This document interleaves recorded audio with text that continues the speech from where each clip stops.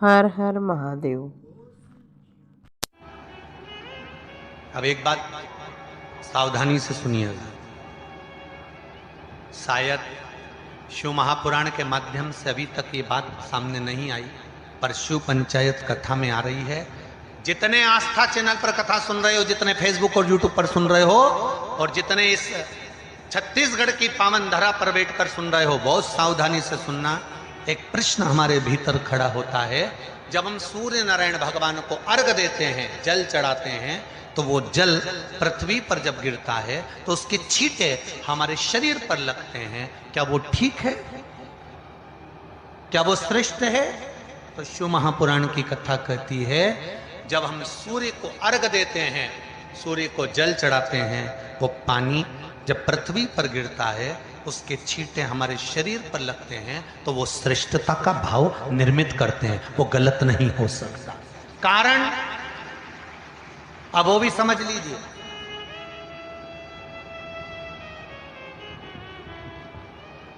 अब सूर्य नारायण भगवान को आप जल चढ़ा रहे हो तो छींटे नहीं लगे, उसके लिए क्या स्टूल पे चढ़ के चढ़ाओगे कि कुर्सी पे चढ़ के चढ़ाओगे?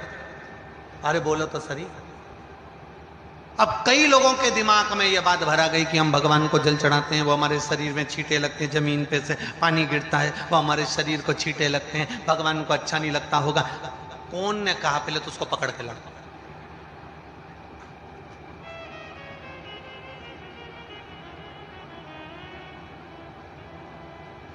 क्योंकि मेरे राम जी महाराज, मेरे भगवान कृष्ण, बड़े बड़े संत, साधु, सन्यासी, तपस्वी, साधक, उपासक जितने भी हुए, जिन्होंने सूर्य की आराधना करी, इन्होंने टेबल पे चढ़कर या कुर्सी पे चढ़कर जल नहीं चढ़ाया। इन्होंने पृथ्वी पर खड़े होकर ही, क्योंकि पृथ्वी तत्व के देव हैं शिव।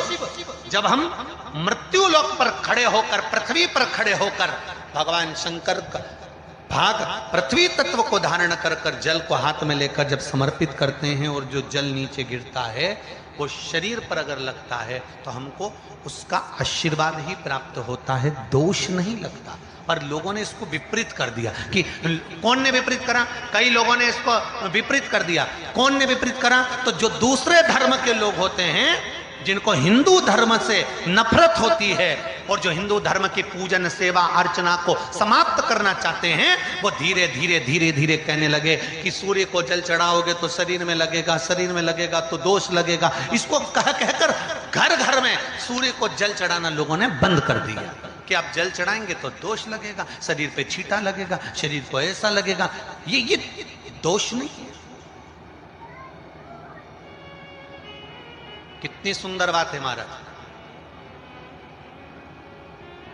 सूर्य नारायण भगवान को जब जल चढ़ाया जाता है, हाथ सिर से 8 इंच की दूरी पर होना चाहिए। जम के बोलिए, सिर से कितना ऊंचा होना चाहिए? 8 इंच ऊपर अपना हाथ होना चाहिए मस्तक से सूर्य को जल चढ़ाते समय। और ना चांदी का, ना स्टील का, न लोहे का, न प्लास्टिक का, न कांच का, न सोने का कोई बर्तन, न कांसे का, न एल्युमिनियम का, न पीतल का, केवल एक पात्र होना चाहिए, वो है तांबे का। काय का पात्र होना चाहिए? तांबे का पात्र। और सूर्य नारायण भगवान को जब 8 इंच ऊपर तुम्हारा हस्त है, और जब हम सूर्य को जल चढ़ा रहे हैं, कैसे जल चढ़ाना है वो भी समझ लीजिए। अगर कोई कैंसर का मरीज है, जिसके चेस्ट में कैंसर आ गया हो, लेफ्ट में, राइट में कहीं पर कैंसर आ गया हो, या कोई गठान आ गई हो, तो महाराज आप जल चढ़ाते समय उस जल की धार को सूर्य भगवान को जब चढ़ा रहे हो, तो धार आपकी गठान की ओर जाना चाहिए, जिससे सूर्य की किरण उस जल में से आपके उस स्थान पर पड़े, उस जगह पर पड़े जहां पर गठान है। महाराज आप लगातार जल तो चढ़ाना चालू करो, अच्छे अच्छे डॉक्टर फेल हो जाएंगे और कह देंगे गठान ठीक हो गई। आपका लीवर और किडनी गड़बड़ कर रहा है, आप प्रतिदिन आपका स्वास्थ्य गड़बड़ रहता है, आप प्रतिदिन ये ज्योतिष शास्त्र के अंतर्गत, रत्न शास्त्र के अंतर्गत, ये रत्न शास्त्र, ज्योतिष शास्त्र, रंग शास्त्र जो हमारे यहाँ है, रंगों के हिसाब से ये जितने रत्न होते हैं, माणिक हुआ, मोती हुआ, नीलम हुआ, मूंगा हुआ, पुखराज हुआ, ये क्यों कहते हैं ये पीला है, ये सफेद है, ये नीला है, ये लाल है, इसको शरीर में क्यों पहनाते हैं? उसका कारण होता है कि जब शरीर में पहनते हैं, सूर्य की किरण उसमें पड़ती है, हमारे शरीर पर वो कलर का इफेक्ट पड़ता है, उस कलर को शरीर पर लगता है, और शरीर पर लगता है तो हमारा शरीर धीरे धीरे, हमारी जो इंद्रियां हैं वो सही होने लगती हैं, काम सही होने लगता है। तो आप कहते हो ना, सब मैं कौन सा नक पहनूं, मैं कौन सा मोती पहनूं, मैं कौन सा पुखराज पहनूं, मैं कौन सा नीलम पहनूं, वो ज्योतिष शास्त्र के अंतर्गत, रत्न शास्त्र के अंतर्गत जितने रत्न हम पहनते हैं, ये केवल उस किरण के लिए ही तो पहनते हैं कि जो सूर्य की किरण मिले, उस किरण का प्रभाव हमारे शरीर पर पड़े। तो इन सबसे अच्छा है कि सुबह शंकर भगवान का नाम लो, तांबा का लोटा में जल भरो, 8 इंच ऊपर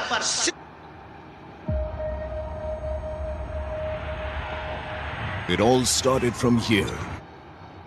सिर से हाथ होना चाहिए, और सूर्य नारायण भगवान का दर्शन साधारण नहीं, जो जल तुम चढ़ा रहे हो, वो जल की जो धार आ रही है उसमें सूर्य का दर्शन होना चाहिए, तो कैंसर की बीमारी कभी नहीं हो सकती। लीवर, किडनी, हार्ट, आपके हार्ट में अगर तकलीफ है, डॉक्टर ने कह दिया कि इसमें नस चोक है, आपको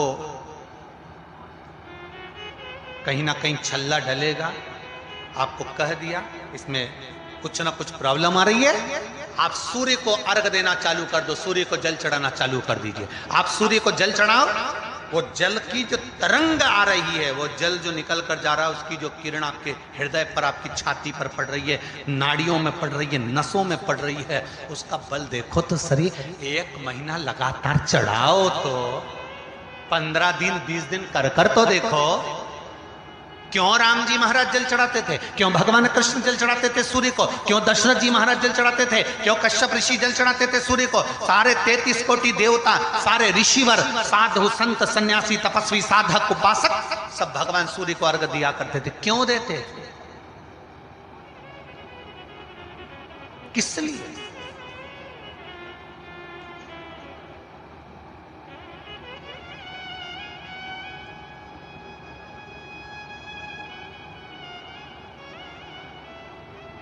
सूर्य नारायण भगवान को जल चढ़ाते समय आपके पंजों की एड़ी ऊंची नहीं होना चाहिए, ध्यान दीजिएगा। आपका पंजा पांव का पूरा की पूरा जमा होना चाहिए भूमि पर। हाथ कितने इंच ऊपर? 8 इंच ऊपर होना चाहिए। जल जो गिरे, सूर्य की किरण, सूर्य का दर्शन उस जल की रोशनी में करना चाहिए। क्या होगा उससे? जिस बच्चे को आंख में चश्मा लगा हो, मोटे से मोटा चश्मा लगा हो, छूट नहीं रहा हो, तो थोड़े दिन उसको सूर्य का अर्घ चढ़वाना चालू कर दो, और जल में से सूर्य का दर्शन कराना चालू कर दो। सूर्य का दर्शन जल में से 2 महीना 2.5 महीना बहुत है, आंख की रोशनी बढ़ जाएगी, चश्मा हट जाएगा। आप कर देखिए।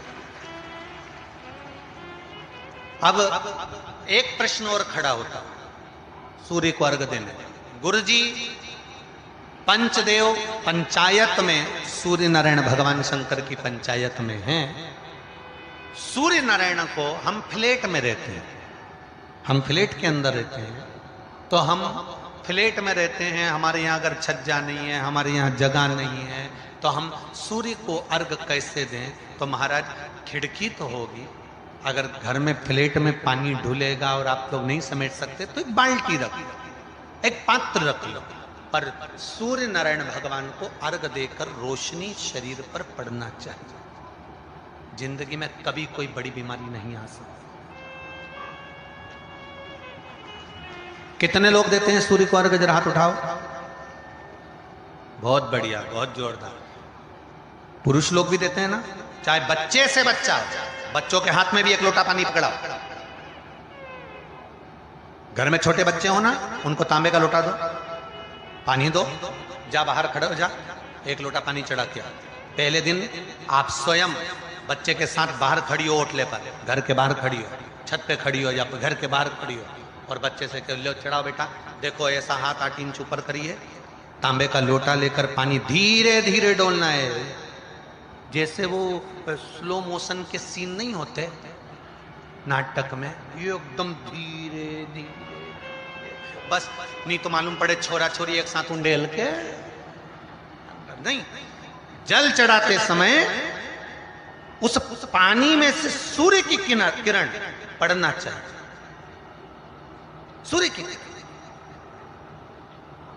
एक बात और कहना चाहूंगा, अगर आप लोग स्वीकार करेंगे तो, अगर कहीं आपको लगता हो कि बच्चा पढ़ने में कमजोर है, विद्या में कमजोर है, रिजल्ट अच्छा नहीं आ रहा, पढ़ने में कमजोर है, वो पढ़े अपनी जगह पढ़े, वो कार्य करे अपनी जगह करे, मेहनत करे अपनी जगह करे। बच्चों को कह दो कि कुछ समय के लिए सूर्य को अर्घ देना चालू कर। सूर्य की किरण जहां पर ब्राह्मण या हिंदू धर्म का व्यक्ति मस्तक पर तिलक लगाता है, भुकुटियों के बीच में उस सूर्य की किरण इस भुकुटी के बीच पड़ना चाहिए, परंतु पानी कम से कम ना करते हुए स्लो मोशन में धीरे धीरे गिरना चाहिए, एकदम धीरे धीरे। तो यहां एक रेखा सूर्य की किरण से पड़ती है। चंद्रदेव का लड़का था